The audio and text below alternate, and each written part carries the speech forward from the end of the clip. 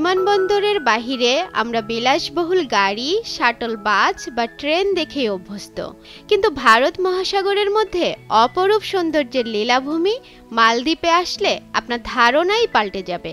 দেশটির রাজধানী মালের বিমানবন্দর থেকে বের হলেই আপনার চোখে পড়বে সাগরের নীল জলে দোল খাচ্ছে হরেক রকম বিলাসবহুল প্রমোত্তরী।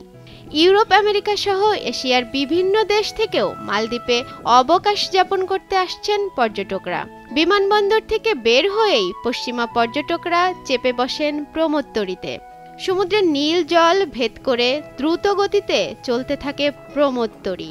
গন্তব্য মাফুসি দ্বীপ, ফুলহাদু আইল্যান্ড ও ব্যানানা রিফ সহ বিভিন্ন নয়নাভিরাম দ্বীপ।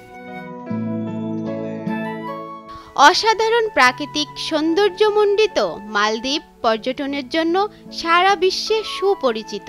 সুন্দর সুন্দর দ্বীপ, মনোমুগ্ধকর সৈকত এবং 5 তারকা রিসোর্ট থাকায় দেশটি বিলাসবহুলভাবে ছুটি কাটানোর জন্য আদর্শ। সাম্প্রতিক সময়ে মালদ্বীপে ভারতীয় পর্যটক কমলেও বেড়েছে চীন ও পশ্চিমা দেশগুলোর পর্যটক। ইউরোপীয় পর্যটকদের বেশিরভাগই ভিড় করেন মাফুসি দ্বীপে। সমুদ্রের পানিতে সার্ফি ও তলদেশে ডাইভিংয়ের জন্য বিভিন্ন পর্যটন প্রতিষ্ঠান গড়ে উঠেছে দ্বীপটিতে। মালদ্বীপ মুসলিম দেশ হয় পশ্চিমা স্বল্পবসনা নারী পর্যটকদের পোশাক সম্পর্কে সতর্ক করে দ্বীপটির বিভিন্ন স্থানে বড় বড় সাইনবোর্ড স্থাপন করেছে মালদ্বীপ কর্তৃপক্ষ। মোহাম্মদ মুইজ্জু মালদ্বীপের প্রেসিডেন্ট নির্বাচিত হওয়ার পর দেশটিতে রেকর্ড সংখ্যক চীনা পর্যটক বেড়েছে। 2024 সালে দেশটিতে সবচেয়ে বেশি ভ্রমণ করেছে চীনের পর্যটকরা। গত বছর মোট 1,87,118 জন চীনা পর্যটক মালদ্বীপ ভ্রমণ করেছেন। বাংলাদেশি পর্যটকও বাড়ছে মালদ্বীপে।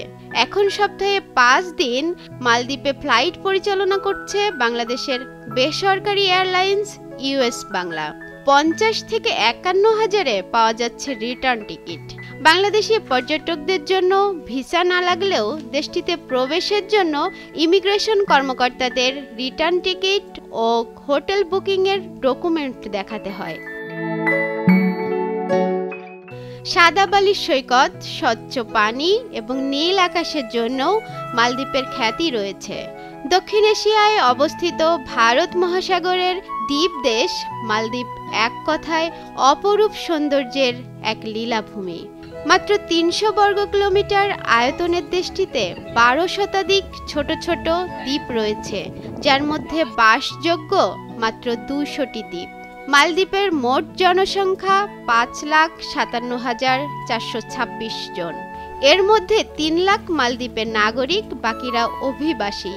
মধ্যযুগে পরিব্রাজক ইবনে বতুতা এবং আরব পর্যটকেরা এই অঞ্চলকে মহালদ্বীবিয়াত নামে উল্লেখ করেছেন। আরবিতে মহাল শব্দের অর্থ প্রাসাদ। বর্তমানে এই নামটি মালদ্বীপের রাষ্ট্রীয় প্রতীকে লেখা হয়। অনামিকা রায়, ভোরের কাগজ।